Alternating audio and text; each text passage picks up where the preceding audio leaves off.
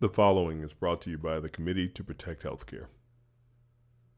In the emergency department, we see real-time consequences of people not having access to health care. Expansion of Medicaid in Wisconsin would mean less cases to the emergency department. It would prevent closures of hospitals in our communities, and most importantly, save lives. The majority of states in the country have expanded Medicaid with bipartisan support. Yet, legislators in Wisconsin are blocking expansion of Medicaid. They're blocking the opportunity for our patients to have a healthier life. Tell your legislator to save lives and pass Medicaid expansion. This is a CBS News special report. I'm Nora O'Donnell in New York, and we are coming on the air with breaking news with another school shooting. This time about 45 miles northeast of Atlanta in Barrow County, Georgia. Now, the local sheriff's department said a suspect is in custody, and there are reports. We're also learning 3 of the 4 killed were pronounced dead at the scene, and another victim died at the University of Alabama Birmingham Hospital. Now, Birmingham police don't yet know what precipitated this event. As a possible murder for hire plot that led to a mass shooting in Birmingham. 4 people killed, 17 others hurt. In leadership, in tactics, in communications, in training, and in preparedness were made by law enforcement leaders and others responding to the mass shooting at Robb Elementary. When he went in the classroom, he said, "You're all gonna die." I was playing dead, so he won't shoot me. 10-year-old Samuel Salinas, one of the few survivors from his class, now recovering after an injury to his leg. He shot my teacher and then he shot the kids. And a teacher. And in the last 10 days, we've had elderly black people killed in a supermarket in Buffalo. We've had Asian churchgoers killed in Southern California. And now we have children murdered at school. When are we going to do something?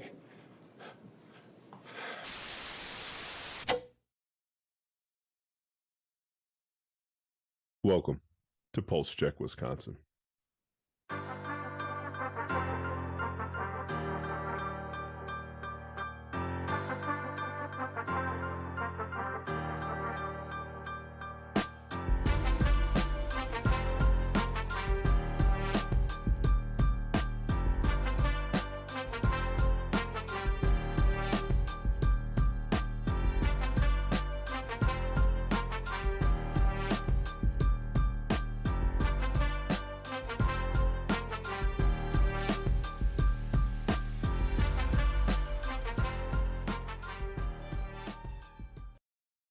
Good morning, good evening, good afternoon, whatever it is for you. This is Dr. Chris Ford again from Pulse Check, Wisconsin, and I wanted to introduce you to this special series that we'll be doing here in the month of October, leading into November and the November elections. If you guys haven't been paying attention, there is a large election that is coming up, both nationally as well as at the state level, and so the idea for this series is to provide you some of the key topics and key issues that are going to be affecting your health in a moment in which it is going to be very conducive for you to be participating at a civic level. What we've seen around this time of year is a lot of muckraking or a lot of name calling and a lot of false information that may be out there, both on social media as well as sometimes in the media, unfortunately. And what I wanted to do with this series is to provide you some valid information from key folks that are involved in the ground level of a lot of these issues. We'll have on today's episode a state representative, Deb Andraca, who is the state representative for the 23rd Assembly District. And Deb Andraca has been very vocal in terms of establishing some forms of gun control and parameters for the safe acquisition of guns in the state of Wisconsin. And so we'll have her on just to talk a little bit about her experience as both a legislator as well as a former educator who, as we all know, unfortunately, in modern times, educators have been faced with the threat of gun violence in terms of the plethora of mass shootings that we've been seeing. We'll also be having on a colleague of mine, Dr. Schultz, Dr. Megan Schultz is a pediatric emergency physician, and she is also an advocate for gun control here in the state of Wisconsin. She's given many talks and has done many articles in the Milwaukee Journal Sentinel. So I would definitely recommend you check those out. But more so, her perspective is coming from a provider who is on the ground level taking care of kids specifically who have been victims of gun violence, and the toll that that takes not only on the community and on the child and on the families, but also on her as a provider as well. And so, again, this entire series is going to delve into topics that are real life and that are going to affect your life day to day, and that are all going to be on the ballot this election season. Now, time to do a little bit of housekeeping. I'm going to keep it a buck with you, and we'll keep it 100%. As always, here at Pulse Check Wisconsin, I want to respect everyone's political views. I don't pick a side in terms of advocating one side or the other. Some of the issues that I talk about outside of this platform, you may see me on TV, you may hear me on the radio, or some of the articles that I will release. I usually speak to policy-specific issues. And again, that's outside of this platform. Now, everybody has their own politics, and I don't think you got to do a lot of long division to know where my politics stand. But at the same time, I want to respect everyone's views, and I want to give everyone a platform in order to make their own decisions. At the end of the day, we're all Wisconsinites, and we all want the best for our children. And we want to make sure that we all have a say in how our communities of interest, and how our laws and all the parameters that keep our families safe and keep our families prosperous, we want to have a say in how those things are done. And the best way to do that is not only to participate civically, and that's by voting, but also to have the ability to make purposeful change in your community. And so that means that your vote actually counts. A lot of work that I've done in the past, including in terms of any legislative map creation, we have really advocated for having maps that are fair and balanced for individuals throughout the state of Wisconsin. And for the first time in about 12 years, we have that during this election, at least at the Assembly and State Senate level. So even more so than before, we want to make sure that our elections are competitive. We want to make sure that your voice is heard in these elections. So what I want everyone who is under the power of my voice to do right now is to check to see if you are registered to vote. Because again, all of these things that we're going to talk about in the next couple episodes are going to be key hot button topics that are going to be involving your life and involving Wisconsinites, involving your neighbors, your parents, your children, everyone. And I want you to participate in that discussion and those decisions as well. And the only way for you to do that is to make sure that you are civically engaged and to make sure that you're voting. Because if you're not voting, then your opinion doesn't count on paper. So with that being said, during these short series, I won't be doing any case reviews, but what I want you to do is I want you to look at all of the information that I will post to the website correlating with these episodes. I want you to go to myvotewisconsin.gov to check to see if you are registered to vote, and I'll post that to the website as well. So with that being said, this is our first in the series. This show and this episode will be focused around the issue of gun violence. As you'll hear from our two experts, gun violence is something that affects all walks of life, both here in the state of Wisconsin and throughout the country. As you can tell from the intro, and I got to admit I teared up a little bit hearing the intro, being a father, being just someone that has to live and work in this world in which we have such a plethora of mass shootings. This is something that will affect everyone who is listening to this recording. Whether you're pro-gun or pro-legislation for gun control, there's something in this interview that you can take away and something that you can take with you when you're trying to make a decision of who you want to vote for, how they will vote to act pro or against your point of view, and help you ask the question, who should be making these decisions? So With that being said, I won't take too much away from Dr. Schultz, Representative Andraca. They dropped some truth bombs here. So with that being said, let's go ahead and start with our interview with Representative Deb Andraca and Dr. Megan Schultz.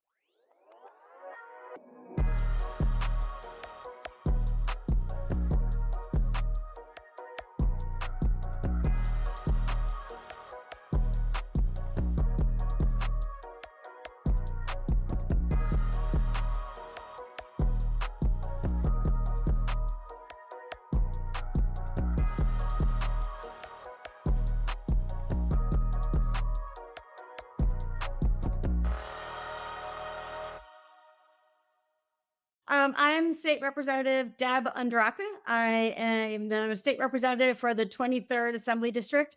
That includes Whitefish Bay, Fox Point, Bayside, River Hills, Brown Deer, Mequon, and Beansville. Was first elected in 2020 and am currently running for a third term. I'm Megan Schultz. I am a pediatric emergency physician and an associate professor of pediatrics. Thanks so much for being with us. So, what we wanted to do at the very beginning of this episode, we kind of gave an intro just to talk about the levity of what we're going to talk about today. So how commonplace, unfortunately, it has become, this epidemic of just gun violence, mass shootings, things like that. I was looking over for just a little bit of research before today, and what I found was even last night, before the day of this recording, which is September 23rd, there was another mass shooting in Alabama, I believe, on the 22nd that I didn't even hear about, right? And so, that's just how commonplace and how saturated we're becoming, with this horrible, again, this epidemic that we're facing with gun violence. Just from more so of a policy standpoint, Deb, I'll start with you. Just what is the general sentiment amongst your constituents regarding gun control and gun violence here in the state of Wisconsin as well as in the country? Well, Wisconsin ranks about 21 out of 50 for gun law strength in the country. And we know that states that have stronger gun control laws have fewer gun deaths. So when I decided to run for office, I really came to this through the lens of getting better gun laws in Wisconsin. I was working as an elementary school teacher, and we always had to do lockdown drills. And I saw the effect that it was having on my students and my own two daughters in school, and just really thought we needed to do something. So I started volunteering with Moms Demand Action for Gun Sense, and one thing led to another. So when I ran for office, it really came out of that experience and being in the state capitol when Governor Evers called a special session to try to get the legislature to take up better gun laws, and they gavelled in and gavelled out in a matter of seconds. So I ran first and foremost on trying to get better gun laws and create safer communities. And I defeated a 14-year incumbent under gerrymandered maps. So as a gauge for where my constituents stand on it, I think that speaks pretty powerfully, and which is why ever since I've been elected, I've been trying to get better gun laws. Absolutely. And Deb, I speak for everyone in thanking you for being such a steadfast advocate for gun control and gun safety in the state of Wisconsin. You mentioned a couple of groups there, Moms Demand Action, which that in every town are many groups that have spawned out of this epidemic of gun violence. And from some of the statistics that I saw recently since Columbine, which, I was in school at that time, I remember it vividly, what I was doing that day in 1999. Since that time, 417 school shootings have occurred, and there have been over 383,000 students affected by gun violence and experienced gun violence since that time, just to kind of show you the levity and show you how far we have come from this event, Columbine being the first time that we all witnessed that, and now it's just everyday thing, unfortunately. Megan, from your standpoint, can you describe your experiences treating children who have been victims and have been exposed to gun violence as a pediatric ER doctor? Yeah, absolutely. So gun violence I see almost daily in a large academic children's ER tends not to be school mass shootings. It tends to be one-offs. So I see accidental shootings where, a child finds a gun in the home and accidentally shoots themselves. I see shootings where kids are playing with a gun inappropriately. So, a 12-year-old's at a friend's house for a sleepover, and the house where the sleepover is happening has a gun, and unbeknownst to the parents, the kids play with it and someone gets shot. I definitely see sort of drive-bys or, aberrant shooting that goes through home ceilings and home walls and harms children. And then I see targeted shooting also, where kids are using guns to express violence toward each other. Yeah. And for all of our listeners, Megan works at what we call the Level 1 Trauma Center. And so that's usually where all the pediatric traumas are going to go, usually in any large institution. And so we're very fortunate in Milwaukee and in Wisconsin to have one of the two pediatric Level 1 trauma centers available. But it is something that is very eye-opening. It's something that is affecting a lot of our youth, like Megan was saying, not even from the standpoint of a mass shooting, but one-off shootings and how commonplace that we're seeing. And a lot of that is due to some of the things that we're going to talk about in terms of our current gun control laws. So in getting to that, Deb, can you explain to us just what are the current gun control laws here in the state of Wisconsin, and how effective or ineffective do you believe that they are at this time?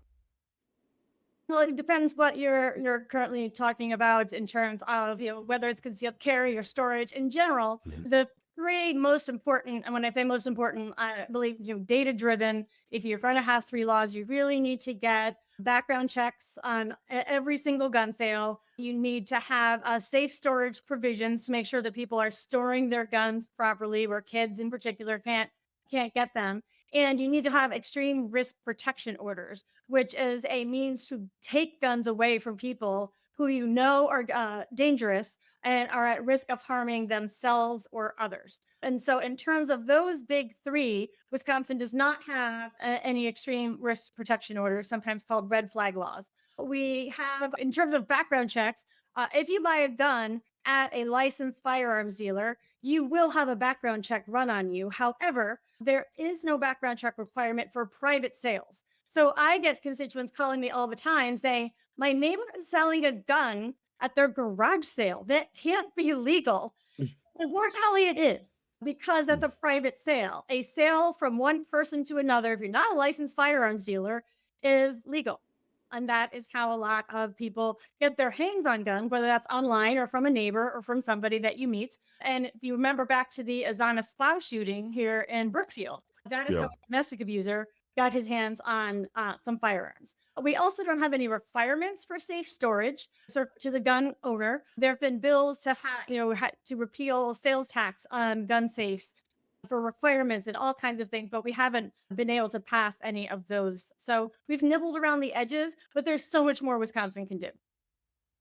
Yeah, and you brought up a couple of good points there. And one thing that I wanted to touch on was a lot of the fanfare and a lot of the media that was around, specifically that domestic abuser bill that went through the United States Supreme Court, right? 2022, when there was this huge movement and a lot of the gun right lobbyists that were on the fence of, we don't want to remove this right for people who are domestic abusers, which is just arbitrary and just insane, considering the actual statistics that we have to say you're 5 times higher if you are in a domestic abusive relationship to be a victim of gun violence if there is a gun in the home, right? And so some of these statistics that we bring up all the time, when Megan and I go to these events, when Deb and I go to these events, these are things that go in one ear and out the other, it seems like in some cases. But I guess kind of getting to that, how do you balance those concerns of gun rights advocates with those advocating for stricter gun laws?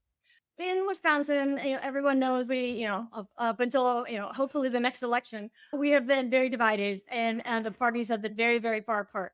For every gun law that usually Democrats try to introduce on safe storage or trying to close the, background check loophole, there's another one that wants permitless carry and wants teachers to be armed in school. So it's been really, really hard to have both sides come together. For my personal experience, I didn't grow up in a household with a lot of guns. We have a Springfield rifle, but only because my family's from Springfield, Massachusetts, where they were from. There you go. And so when my father passed away, he, went to the shooting range with friends, a Republican member of the NRA. I inherited his handguns. That gave me an opportunity to learn more about gun culture. So I shipped the guns to me, saw all the loopholes in that process.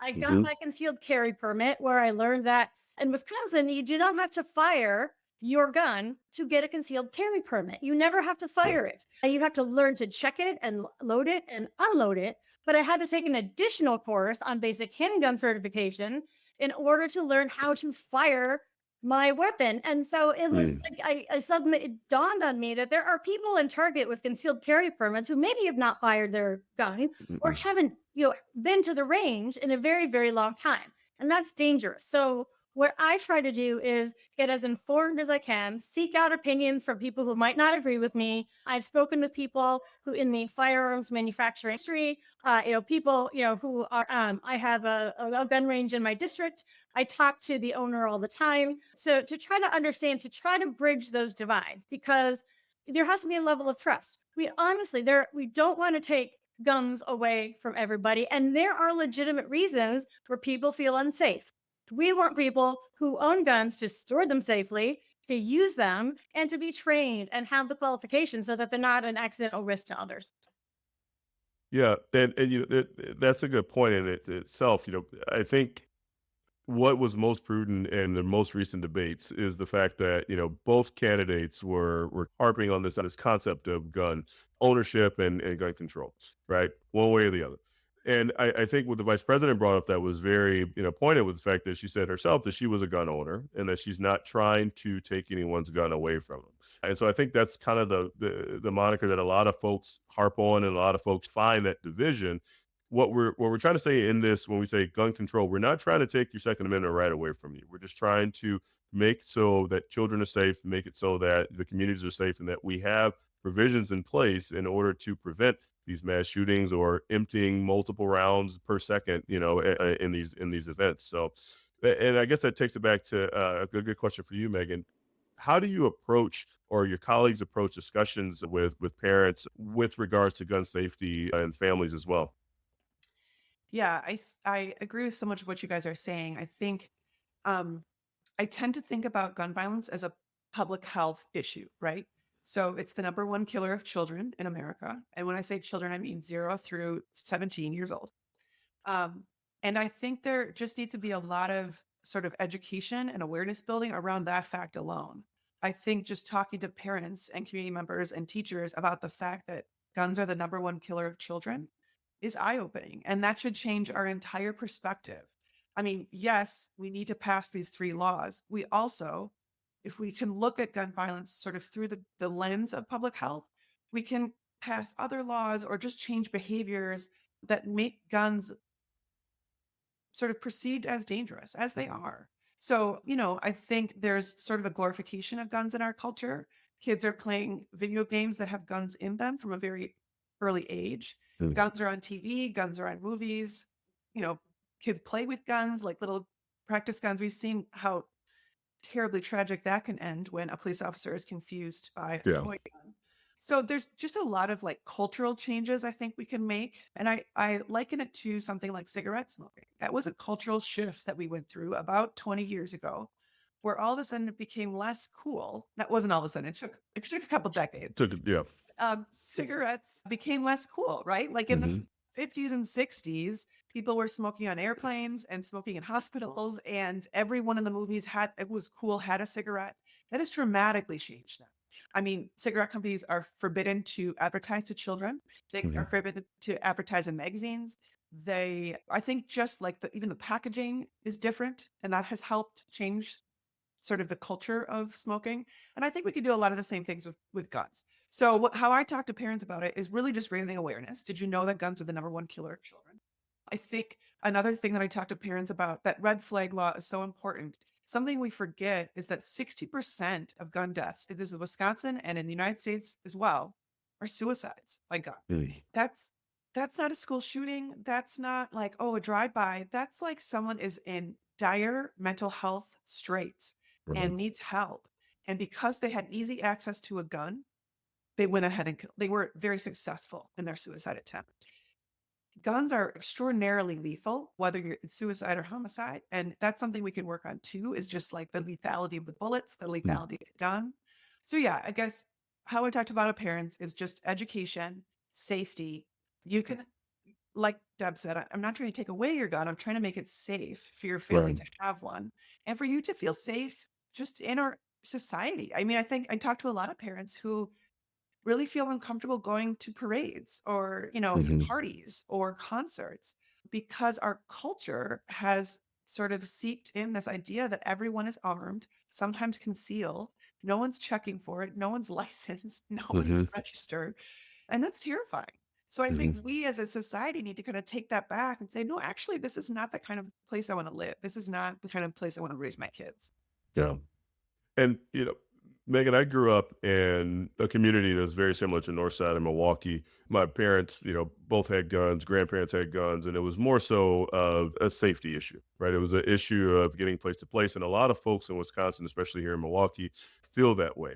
But in my own personal experience, I feel that the frequency of these shootings has changed. There was always drive-bys, there was always, unfortunately, something would go down on the playground, et cetera, et cetera. But in the course of your career, how has the frequency of gun-related injuries in children changed over the course that you've seen so far? It has dramatically increased. I mean, shockingly so.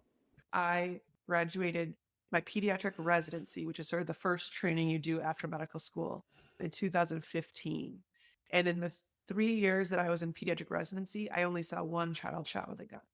I was living in a state at the time that had much better gun control laws than Wisconsin and Massachusetts, shout out.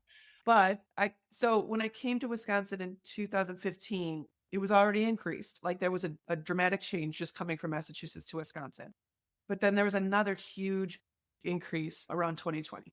COVID, George Floyd's murder, just sort of societal unrest. There's a lot of sort of structural instability at that time. I'm talking about kids not going to school, kids not having after school programs, kids, not having enough to eat.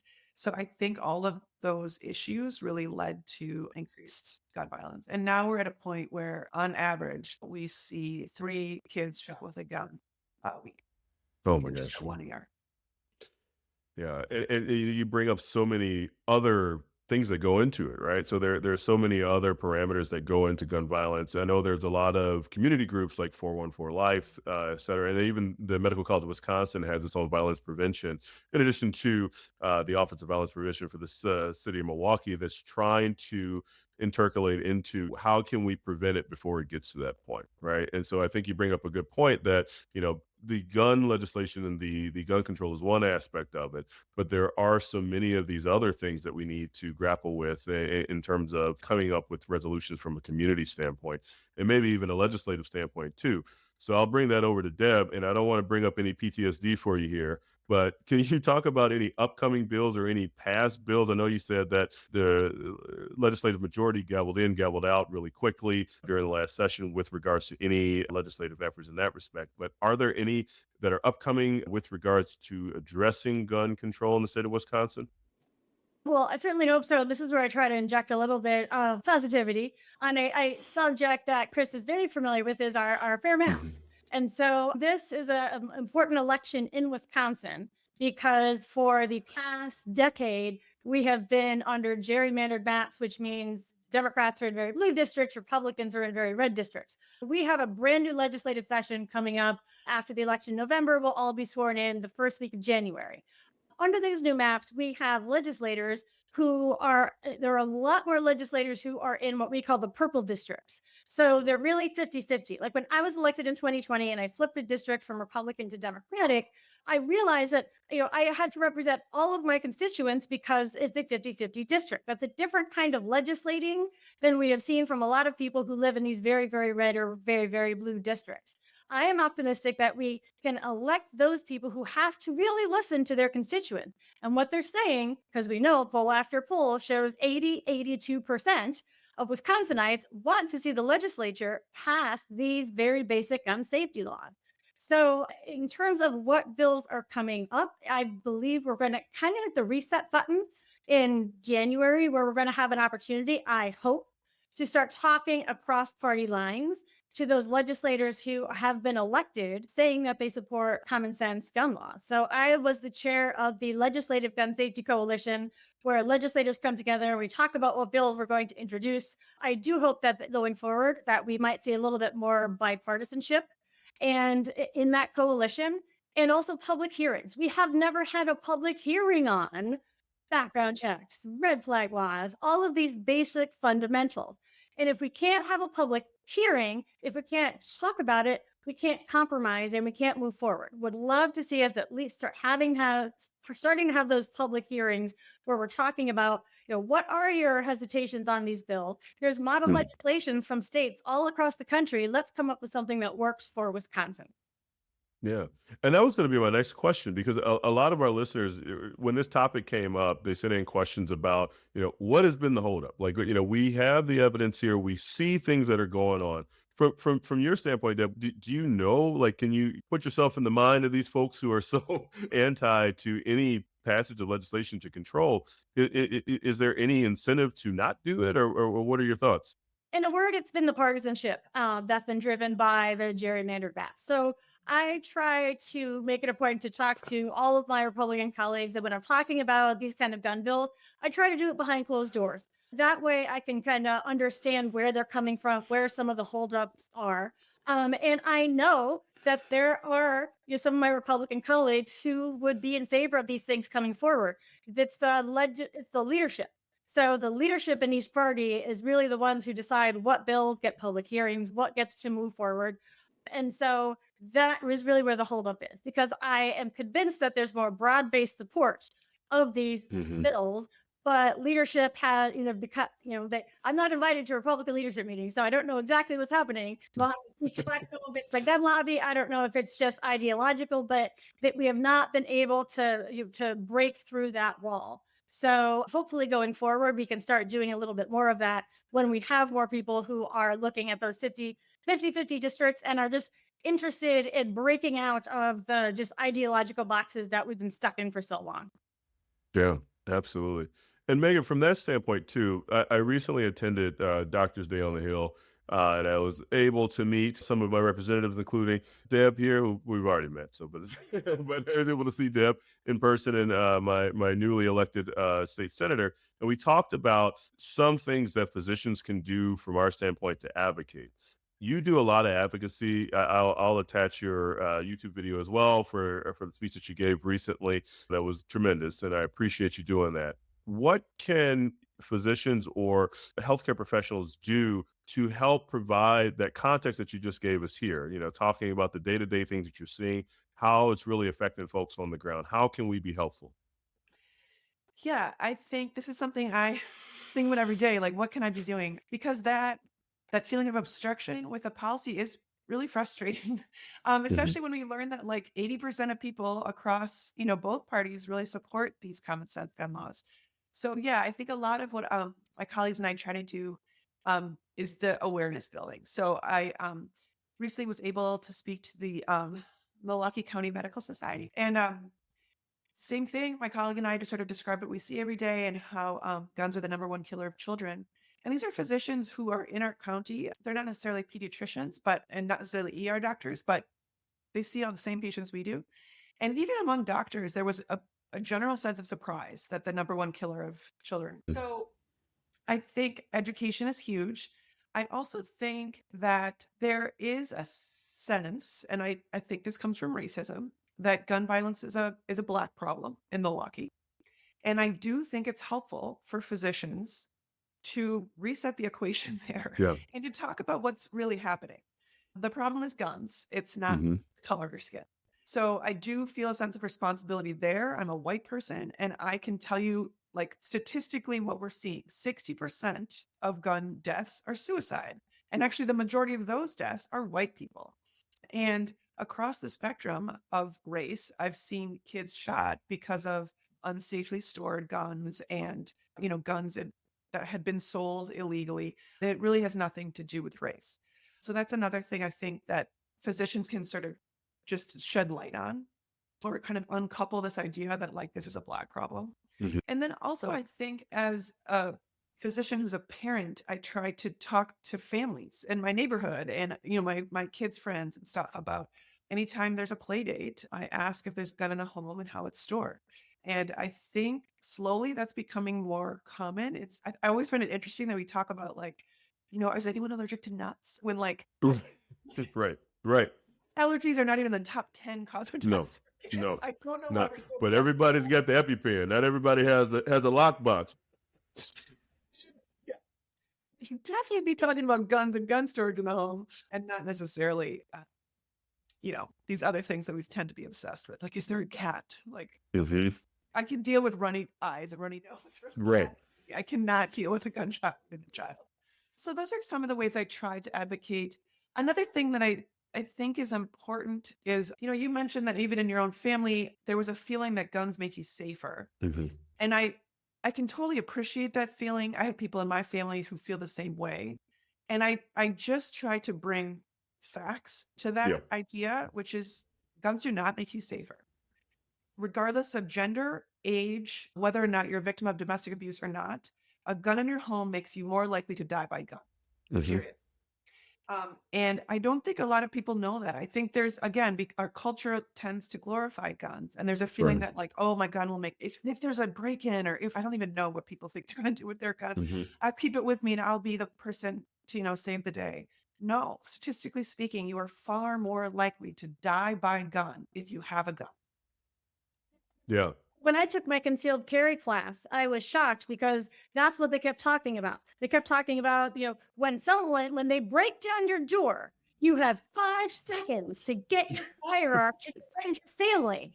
And I raised my hand. I was like, they're going for my wallet and my iPad downstairs. Like, Mhm. I'm Mhm. going upstairs to, so statistically, like, Yeah. tell me a little bit more. And but that was the emphasis of the class. And then the instructor held me after class, and he's like, "I know who you are."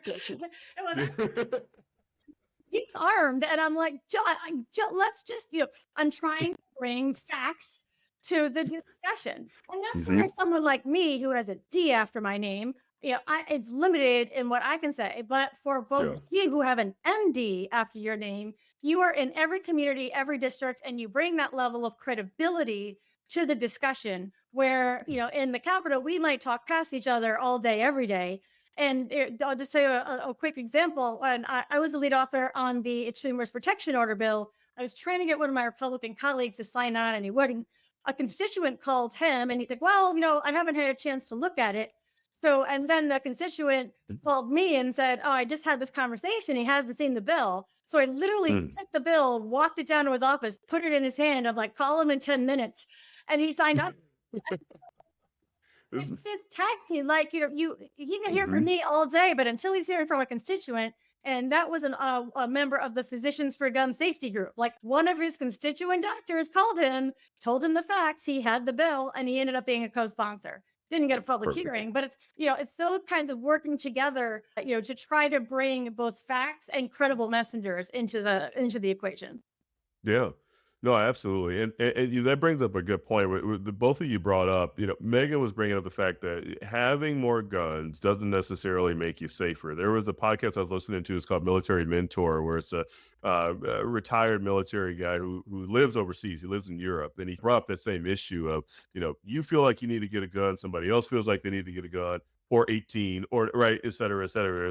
There's no number to cap. And essentially it turns into this environment where there is a plethora of guns, and it increases the amount chance that you're going to have a shooting or an adverse event. If somebody pulls a gun on you, you feel obligated to pull your gun, et cetera, et cetera.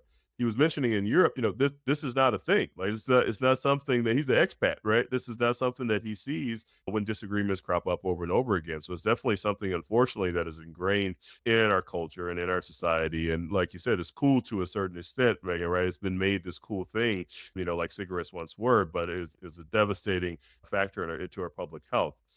But with regards to what Deb was saying too, there are multiple bipartisan gun approaches, control measures that have been done in other states. Do you know of any specifically that Wisconsin can learn from, Deb, in terms of any other states or any other areas that have benefited from bipartisan support? In large part, bipartisanship has usually arrived, unfortunately, after some sort of mass shooting or event in the news. I'm thinking of in Maine, where they had the shooter, and one of the local Republicans, finally came out and regretted that he had been standing in between, standing in the way of getting gun laws. And I'm always telling my colleagues, like, let's not wait till Wisconsin's, right? Like, let's get in front of it so people don't have to die before we take action. I'll give a shout out or a couple of things. The Journal Sentinel did an amazing series. Reporter John Dietrich, it's called the Behind the Gun series, we're just talking with gun owners and bringing in suicide and where that factors in, so we can have these honest conversations. One of the speakers was Mike Sedini, and he's at Walk the Talk America, where he's in the gun industry and trying to bring both suicide prevention into working in the gun industry, but also bringing that perspective of gun owners to the debate. I mean, I talk with a lot of my Democratic colleagues where they're just like, all guns are bad. We just get rid of them all. And I'm like, too late. They're It's not going to happen. Well, the Constitution that was signed, if you want to go back.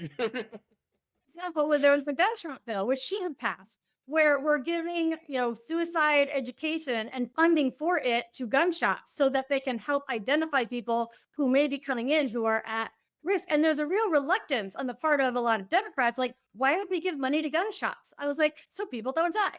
So there's education on both sides that really, really has to happen. And so, looking at what they're doing in other states and bridging those different industries, hopefully Wisconsin doesn't have to wait till a mass shooting in order to do it. Exactly. Megan, more so in your opinion, what policies or laws would have the most significant impact on reducing gun-related injuries and deaths in children in terms of the injuries that you see commonly? I think safe storage is critical. So many of the kids I see have accidentally shot themselves with a family gun. Or even, terribly, tragically, I've seen parents accidentally shoot their own children with a gun. So I think that would be huge. We actually are trying in my ER, we've gotten a grant to give out gun locks and gun safes towards this measure. I do think, going to one of our previous topics, there is sort of this idea that if my gun is locked, then I won't be ready when there is the home invasion, whatever. Mm-hmm. So we do need to work on that a little bit. But I also think we talked a little bit about the lethality of guns and bullets. There have been incredible, I don't even know the word for it, technological advances with how lethal our weapons are. And I don't think any of that is necessary. Right. I don't know why we need AR-15s. I don't know why those need to be legal. Some of these, the rounds that just keep going and you don't even have to stop and pause. Bump stocks. Yeah, exactly. I don't think that needs to be legal. 3D printing of guns. Any policy that will just let's just slow down a little bit. Yeah. Have a gun safely, register it, have a license, take some classes, just like you would to drive a car. Very similar. And then the bullets also. The single gunshot wound that we see in children that just tears apart their little bodies is devastating. And that is precisely because of these hollow point bullets that break into a million shards once they're inside and they ricochet everywhere. I don't know why those need to be legal either. Can we just go back to regular bullets that will kill a deer if you need to? But I think there's a lot of policy around the gun itself or the bullet itself that we could work on, including biometric locks. Why isn't every gun have a biometric lock? You need to use your thumbprint to turn the gun on. That would be quick. You don't have to futz with the lock or anything. Just make that every gun. You can't have a gun unless you have a biometric lock. I'm not a representative though, so these are just my random ideas. Yes, yeah, no, absolutely. And I think it's common sense to most people. But there is just this attitude where, you can, throw facts around and data and talk about the bullet, and then they just, they will look at you and just say Second Amendment and walk away. Well, nothing is absolute. So I always try to explain how we need to get back to a culture of gun safety. And the NRA used to provide, education, and that's where you went to get your hunter education classes. But and now we've got, lobbyists, in the Wisconsin State Capitol wearing AR-15 lapel pins. And that is just beyond the pale. So we have to, to start chipping back and responsible gun owners, modeling that kind of behavior and showing, you can own guns and you have the right, but you also have the responsibility to do it safely for the safety of your family and for everyone around you. As you would a car, right? As you would any other device that could potentially harm folks. I think especially with that sort of mantra and that behavior of wearing the lapel pins and thumping the chest and things like that, I often invite those people, and I did during Doctor's Day on the Hill a couple years ago too. Come with me to the ER if you want to. Like Yes. I want you to see Yes. what I see. And before, Megan, I quoted an excerpt from your article that you did in the Milwaukee Journal Sentinel. And the title of it was, what keeps an ER doctor up at night? The sound a mother makes after her child dies. I don't want anyone to hear that sound. I don't want anyone to experience the loss of a child when it is easily preventable, and for the sake of, for folks to walk around and feel as though, they have this bravado about them, that's ridiculous. Yes. Yeah. I totally agree. I was just at like a bouncy house with my kids, and there was a mom there walking around with an AR-15 t-shirt that said like, I second that. And I'm sure it's from my PTSD from hearing that sound way too Mm-hmm. many times. I had this visceral reaction. I almost started crying. Like, Mm-hmm. wow, what have we done as a country, as a parent would wear that to a Mm-hmm. child gear event? Like, Right. That sound changes you, and seeing the stuff that we see, over and over again, Megan, it changes you, and it changes your perspective. Like I said, I grew up around a lot of gun violence, unfortunately, but being in that situation now as an adult and now as a parent, that changes your whole purview and your whole perspective of how you see it, especially when you're seeing it over and over again. It becomes a part of you, unfortunately. 100%. Yeah. So we'll go ahead and close out.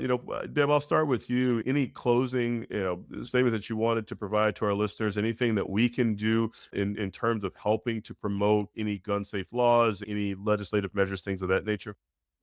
Right now is a perfect time to be reaching out to your state legislators and candidates for state legislature, because we have a unique opportunity now to hold them accountable. Find out where they stand. You make sure you're voting accordingly, that you are voting for candidates who say, yes, I believe in the Second Amendment, and I also believe Wisconsin can and should be doing better, because too many kids are dying, because too many people are dying, and we need to make sure that we can take guns away from people who pose a risk to themselves or others. And then after they're elected, hold them accountable. I really like to tell people, because I used to bring volunteers to Madison to talk to their state legislators when they say, right, oh, well, that bill doesn't have a public hearing. What are you doing to get it a public hearing? Like, Mhm, are you mhm. talking to your colleagues? When can I expect to hear from you? Just making sure they're hearing from you, particularly, constituents. You can write to legislators all over the place, but if you vote for that person and your vote is putting them in office, you need to Mhm. go to their town halls and their meetings and make sure that they're hearing from you, because that kind of pressure is what is needed to move these bills forward, so we can just have public hearings, start talking about them. If we can't talk about the problem, we can't solve the problem. Absolutely. Absolutely. And Megan, anything that folks can do from your perspective, any closing thoughts? Yeah, I think for any parents in the audience, I would say if you have a gun in your home, consider getting rid of it, just because you are safer without a gun, and your children are as well. If you are a parent without a gun, I would make sure that everywhere your child is safe from guns. So whether that's play dates or, uh, going over to even like family Thanksgiving, like Mm. make sure that every environment your child is in is safe from a gun. To physicians in the audience, I would say ask your patients about guns, especially, if you're a primary care doctor or pediatrician. Are there guns in the home? How are they stored? Do you feel safe? These are questions that can save lives. And then also work with your physician colleagues to, you have a voice. You can talk to your representatives. You can provide gun locks. You can march in parades and do these Mhm. podcasts like I do. I do think Mhm. physicians have a voice that people tend to listen to. So use it. And then, yeah, I just think in general, I would love for us to ask ourselves, like, I right now, when I'm asked to speak about guns, I say yes to anybody. Like, Mhm. whether it's, the gun shop owner or the Women League of Voters, or Yeah. I'm talking soon to like the retired educators of some county. Sure. Perfect. I just want everyone to Mhm. know that guns are the number one killer of children, and this is not an okay way to live. So I think just like creating that conversation, like building that awareness is really important for everyone.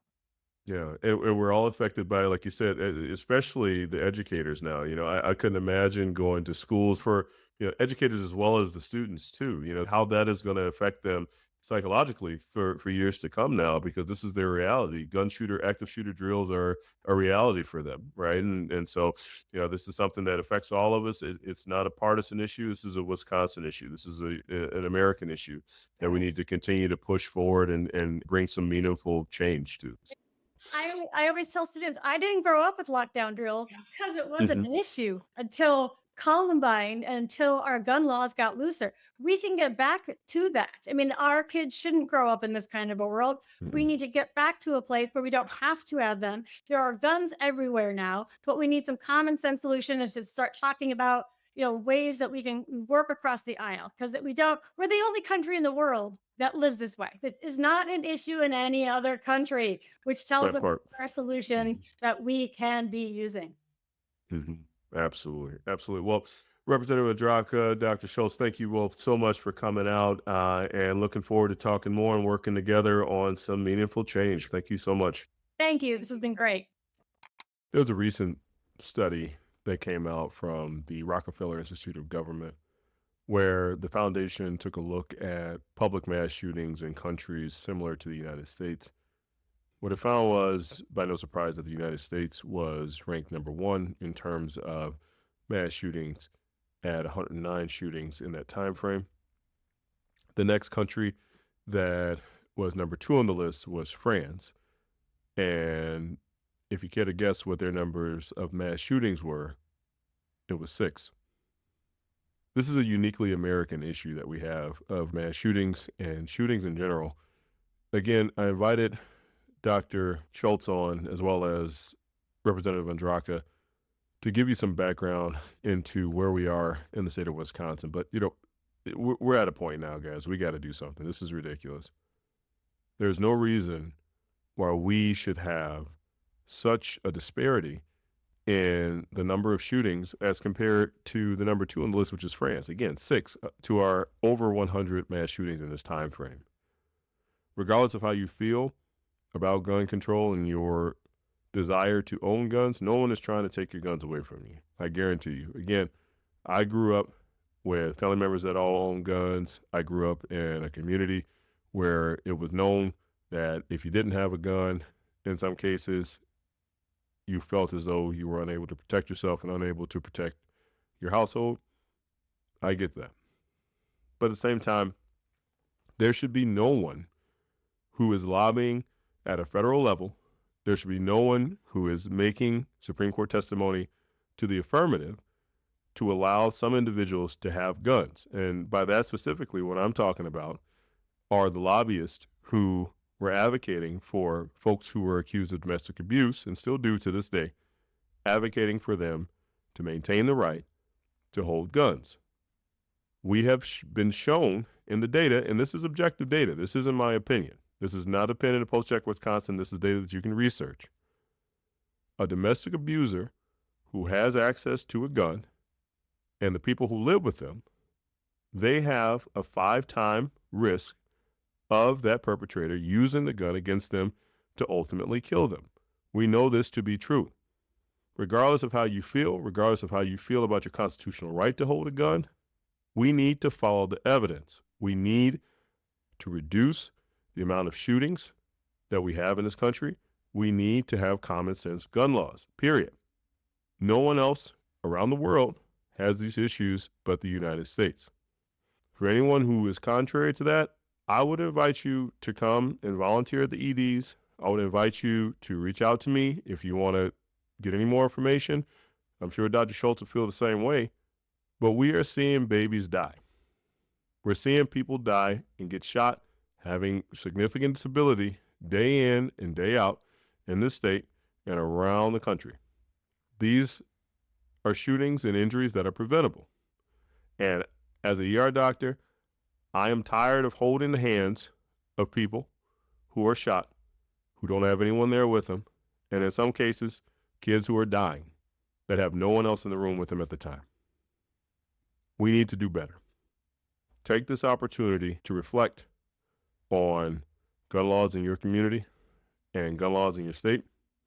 And wherever you're listening to this recording, make sure that you have all the facts when you're going to the polls, when you're making these decisions. Research your candidates and research their stances on some of these issues that we're going to be talking about over the next couple episodes. The only way to make a change is to vote. The only way that we're going to get to a place where we feel safer, where our communities feel safer, where we don't have to worry about when we drop our kids off, is that the last time we're going to see our children. The only way we're going to get to that is if we use our civic abilities to put people in places that can make these decisions for our communities. Here in the state of Wisconsin, as Representative Andraca said, we've gavelled out of session. We're playing political games at the state level when there are children dying. Period. There are children dying. And for any representative out there who is in a legislative majority, feel free to talk to me. I've reached out to several. Feel free to talk to me. If you really want to know what's going on in these streets, if you really want to know what's going on in these ERs, feel free to reach out to me. I can show you. But you need to do something. We're done with this. As always, take care of yourselves, take care of each other, and if you need me, come and see me.